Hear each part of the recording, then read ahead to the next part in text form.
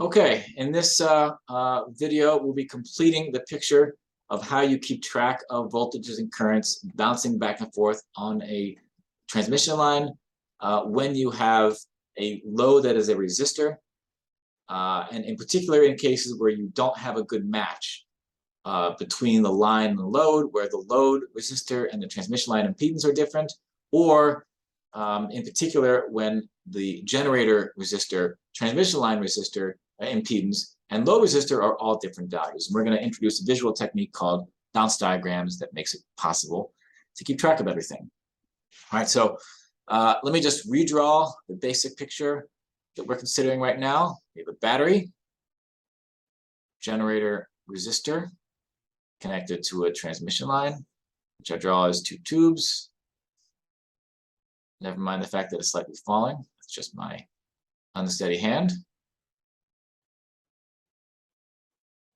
These tablets are not always easy to use. And we have a little load resistor, RL. We have Z0 to represent the impedance of the transmission line. We have a RG and VG to represent the generator resistance and the generator voltage. And let me define a couple voltages that are going to be important.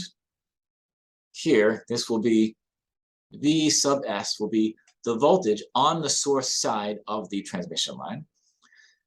And we'll have here plus or minus V sub L will be the voltage on the load side of the transmission line, which is also the same as the voltage on the load. All right. One more important thing, which is that this transmission line has length D. And so that will define a propagation delay from one end to the other. All right, so let me, oops.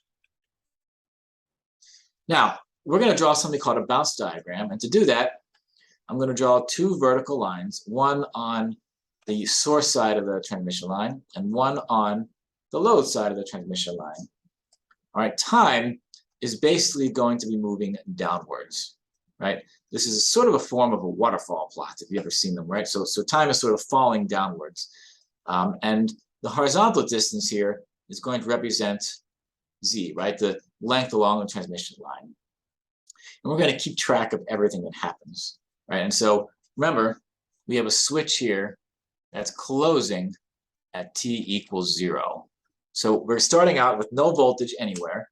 And the moment the switch closes, we're going to establish a new voltage on this transmission line. We'll kick off a wave, and we're going to have this back and forth process going. All right, now, a couple important parameters. We know that there's going to be a reflection, gamma G, at the generator side, and another reflection coefficient, gamma L, on the load side. Right? We know what those formulas are. Gamma L equals RL minus Z0 over RL plus Z0. Again, that is one that is worth memorizing. We'll be using it a lot. Gamma G equals RG minus Z0 over the sum. Okay? Now, I'm going to draw this point right here to be equal to t equals 0. Vp is our transmission line propagation velocity. And so I'm going to denote Td will be equal to the length of the transmission line D divided by the Vp. This is basically, Td is the time of flight, or it's the time it takes for voltage to get from one end to the other in one direction only, right? Time of propagation, one way. Right, so here, this value is t equals 0. So when a wave is first launched, it's going to be launched on the generator side because we're closing the switch on the generator side. All right. Now, what is the value of that voltage that's launched? All right. We know what that is. It's going to be, I'm going to call this V positive, and that will apply resistor divider rules as if the transmission line were a resistor. So this will take our value Vg and multiply it by Z0 over Z0 plus RG. right? I'm going to call this delta V positive, since it's a change in the positive going voltage. And what's going to happen is this voltage wave is going to be injected into the transmission line. To represent that, I'm going to draw a line like this. Let me make it in green. Okay, I'm going to draw a line like this diagonally because I know this wave is moving toward the generator, sorry, from the generator to the load, and it reaches right here. I'm going to label this with a voltage of delta V positive, and I'm going to draw a little arrow right here just to indicate that it's moving in this direction. And it's going to reach the load at a value of T equals T sub D, right? It's a single one-way transit time, right? Now, that voltage is going to reflect and it's going to work its way back the other way. So I'm going to represent that with the diagonal line moving back toward the generator side. And it's going to arrive at the generator at T equals twice this T sub D, right? It's a two-way propagation delay. And I'm going to draw this delta V positive, but this is not the same voltage, right? We had delta V positive was the value of the voltage that worked toward the load. When it gets to the load, it reflects, so we have to multiply this by a gamma L. That is the value of the voltage that's moving this way. When this voltage reaches the load, it's going to reflect again, and we're going to have this wave moving this way. It will reach the load at time t equals 3 T sub D. And the value of that voltage is going to be, take our original value, gamma L times delta V positive, and we need to multiply that again by the generator reflection coefficient. So this will have a voltage value of this times gamma G, working its way this way. All right, so we can repeat this process. I'm going to add just one more little branch right here. All right, this is a negative going wave, has value of gamma G times gamma L times delta V positive. And since it was reflected again by the load reflection coefficient, I'm just going to square the gamma L right there. Right, so you can calculate gamma L, gamma G, delta V positive, and just put actual numbers to this, right? You can put numbers to all this rather than leave it in terms of these symbols. And you're tracking this wave that's going back and forth. All right, so let me move the delta V positive over here so I can clear some room for myself. Let me just get rid of this completely. Let's say goodbye to this. All right, now let's use this to track what the voltage is at the source and at the load. Right, and we're going to track VL over here. Right, so what is the value of VL? VL starts out at 0 volts. It remains at 0 volts until this point. Right, starting right here, starting at T equals TD, it's going to change. It's going to change to something. Right, what is that new voltage going to be on the load? Right, and this is a very important point. The new value on the load is going to be the sum of 3 things together. Right, it's going to be the load value beforehand plus the incoming voltage plus the reflected voltage. Right, so here we have a VL equals 0. Right, the new load voltage after this reflection occurs will be, take this 0 and bring it here. Make that look a little nicer. Right, take this 0 and bring it here. All right, now I'm going to add the incoming voltage. So this delta V positive will go right here, plus delta V positive, plus one more thing to add, which is this gamma L delta V positive. It's going to come over here. Gamma L times delta V positive, right? Basically, if you think about this like a water, let's take an analogy of water, right? You're shooting water down this pipe, and the pipe reaches a wall at the end, and it reflects off this wall, and water starts moving back in the other direction. Those two walls of water, right, the incoming wall and the reflected sort of wave wall, build on top of each other, right? And in addition to building on top of whatever was there beforehand. And so that's what we're summing up here. So VL is going to jump to this value. Another way to say this is that delta, let me put that in color, this is important. Another way to say this is that delta V sub L equals, glide on over a little bit, hang on.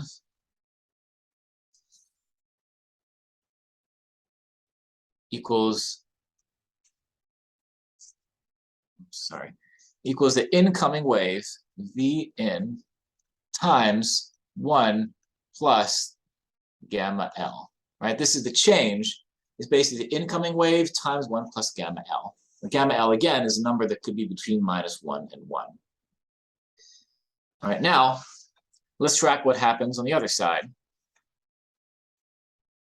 All right, so let's track now the voltage on the source side, right? Before t equals 0, of course, it's equal to 0 volts.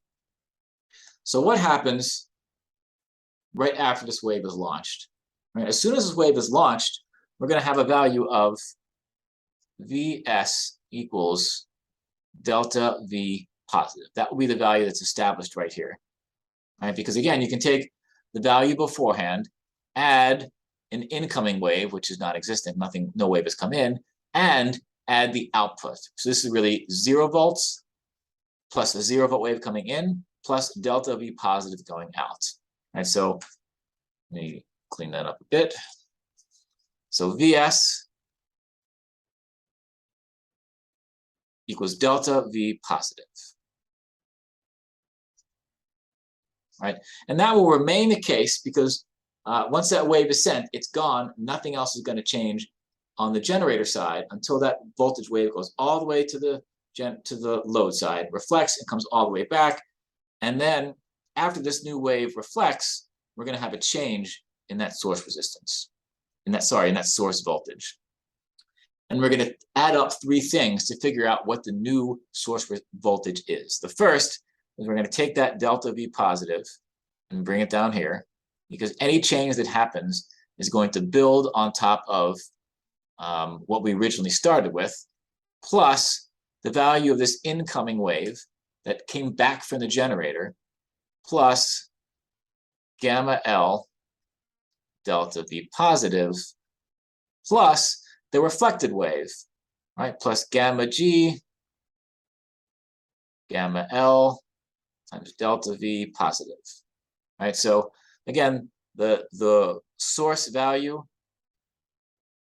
of the voltage is going to change in 2 ways, from the incoming wave and the reflected wave. You have to add those 2 things together because when reflections occur, they build on top of each other.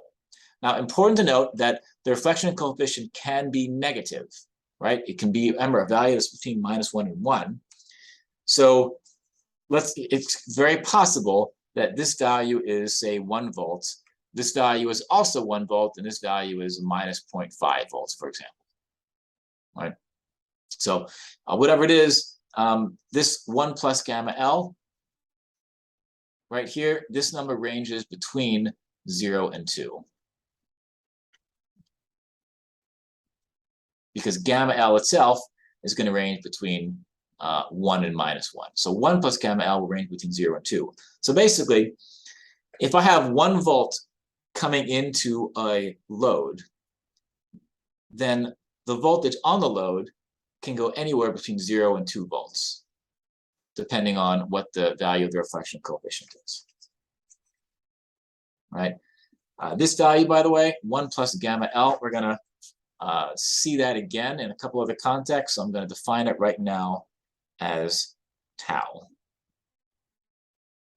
Right? This is going to have the value tau. It's basically like an absorption coefficient. It's a change coefficient at the load as a result of a wave coming in and a reflection at the same time. It takes into account both of those. All right. Now this is current. Sorry, this is voltage. The one question you might be asking is, well, what about the current? So let me briefly remind you that the reflection coefficient for current is the negative reflection coefficient for voltage. So I could build this entire bounce diagram strictly with currents. The only difference is I'd have to flip the reflection coefficient with a negative sign, and then I could track everything the same way. Right, that's the first thing. That's what happens to current. And the last thing I want to say is that because of the current and reflection coefficient being negative of each other, we're not violating anything in terms of power. Right? One thing that you might have said is, hey, this is strange. You're telling me that I can get 1 volt coming in, right? And it can hit this load and it can reflect and go backwards. And now I got 2 volts on the load if I have a reflection coefficient of 1, right? If this delta V positive, let me put some real numbers to this, right? Let's say this is 1 volt. And we've got a gamma L of 1, right? That implies that the reflection here is 1 volt, and we're going to have a 2 volts on the load at this point, right? Now, where do we get this 2 volts from? 1 volt came in, and suddenly we've got 2 volts. And so you might be tempted to look at that and say, well, isn't this violating something, energy, conservation of something? So let me remind you that because the voltage and current reflection coefficients are negatives of each other, we are not violating power conservation. Because if we have double the voltage, we've also killed the current, right? If gamma L for the voltage equals 1, then gamma for the current is -1.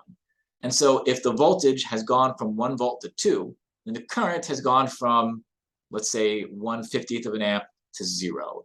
If there's no current, there's no power, right? The power is the product of the voltage with the current. So we haven't violated anything in terms of power, which is always comforting to see when you do an exercise like this, right? So that will conclude this lecture on transient signals on transmission lines with the consideration of resistors on the load. In the next lecture, we'll be talking about ways in which real transmission lines are managed in order to minimize this reflection process, particularly around that ringing effect that I showed in the beginning, where you have this nasty oscillation is established.